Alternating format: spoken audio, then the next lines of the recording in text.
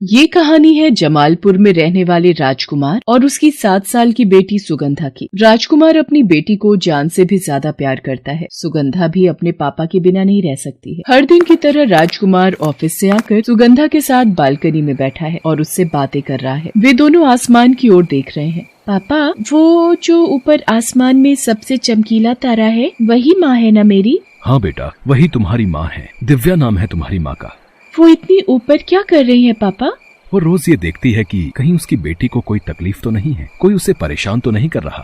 पर पापा, माँ तो ये काम यहाँ रहकर भी कर सकती थी ना? उसकी बातों को सुनकर राजकुमार की आंखों में आंसू आ गए, लेकिन उसने झट से पूछ लिया, पापा मैंने उन्हें कभी देखा नहीं, फिर भी उन्हें मेरी इतनी चिंता है। वो इतना प्यार क्यों करती है मुझे?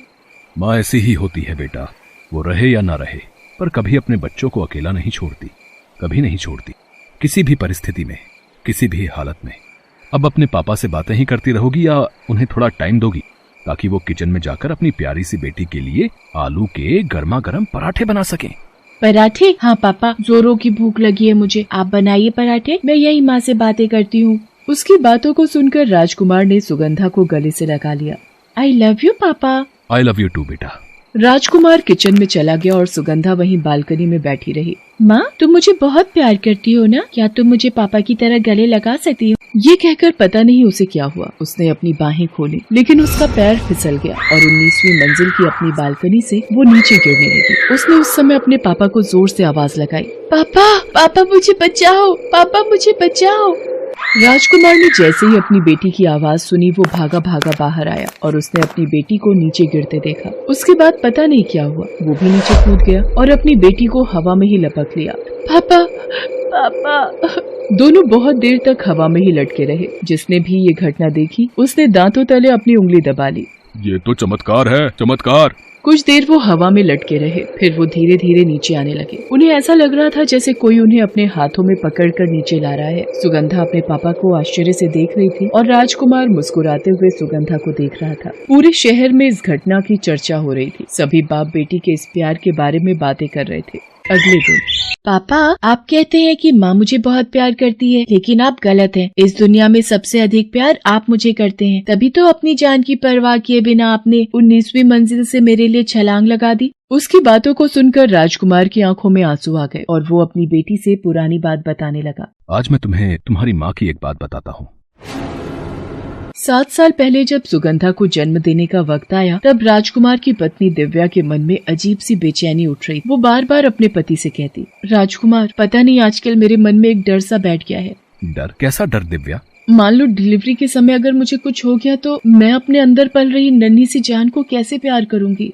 ये तुम कैसी बातें कर रही हो दिव्या? भला तुम्हें कुछ क्यों होगा? देखना, हम दोनों मिलके अपनी होने वाली संतान को प्यार देंगे, बहुत सारा प्यार। धीरे धीरे दिव्या की डिलीवरी का समय नजदीक आ गया। उसे अस्पताल में भर्ती कराया गया और उस रात डिलीवरी के समय सब कुछ गड़बड़ हो गया। वो दर्द से चीख रही थी। डॉक्टरों के चेकअप के बाद सब कुछ क्रिटिकल हो चुका था। अगर औजार के जरिए वो अपने अंदर पल रहे बच्चे को खत्म करवा सके तो मुमकिन है कि उसकी जान बचाई जा सके। ये बात सुनकर दिव्या को ऐसा लगा जैसे किसी ने अचानक ही हजारों किलो का पत्थर उसे दे मारा हो। उन 9 महीनों में उसे जिस प्यार का अनुभव हुआ था, उस अनुभव ने उसे सोचने पर मजबूर कर दिया और एक ही पल में सारा निर्णय इस आधार पर बदल गया। डॉक्टर साहब, 9 महीने तक इस बच्चे का इंतजार उसे मारने के लिए नहीं किया था। मैं माँ हूँ उसकी, मैं ये कभी नहीं कर सकती, कभी नहीं। बिना देर किए ऑपरेशन किया गया और जैसे ही बच्चे को बाहर निकाला गया, सब शांत हो गया। दिव्या के बगल में उसकी नवजात बच्ची भी खामोश पड़ी थी और दिव्या भी। दोनों की सांसें नहीं चल रही थी, दोनों की मौत हो चुकी थी। आई एम सॉरी, हम दोनों में से किसी को नहीं बचा सके। राजकुमार की आंखें आंसुओं में तैर रही थी। वो गहरे सदमे में था। उस समय उसे ये तक ना पता था कि अब वो दिव्या का पति है या इस मृत बच्ची का पिता। माँ और बेटी दोनों की सांसें थमी हुई थी। आखिरी निर्णय सब कुछ बदल चुका था, पर तब तक राजकुमार ने अपनी पत्नी को आखिरी विदाई देने के लिए और उसके मुंह को हटाने के लिए उसका हाथ न छोड़ा। और जैसे ही उसने उसका हाथ छोड़ा, दिव्या का हाथ उस शांत पड़ी बच्ची पर बिजली की तरह गिरा और वो जोर से रोने लगी।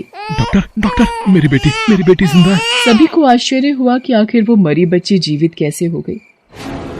पापा, मेरी माँ मुझसे इतना प्यार करती थी, वो भी बिना मुझे देखे हुए इतना बड़ा निर्णय ले लिया। हाँ बेटा, और कल जब तुम बालकनी से नीचे गिर रही थी तो भी तेरी माँ ने ही तुझे बचाया। दिव्या अपनी बच्ची को बहुत प्यार करती थी। वो हमेशा उसके आसपास ही रहती, उसे बिना बताए और बिना दिखे। उस दिन जैसे ही दिव्या नीचे गिरने लगी, उससे रहा नहीं गया। उसकी आत्मा राजकुमार के शरीर में प्रवेश कर गई और उसने उसकी जान बचा ली। इस तरह तेरी माँ ने फिर से एक बार तुझे बचा लिया मेरी बच्ची, एक बार फिर से तुझे बचा लिया। अपने पापा की बात सुनकर दिव्या की आंखें भर आईं। वो आसमान में उस तारे की ओर देखने लगी और उसे दूर से ही गले लगा लिया। तभी सुगंधा को भी एहसास हुआ कि किसी ने उसे भी जोर से गले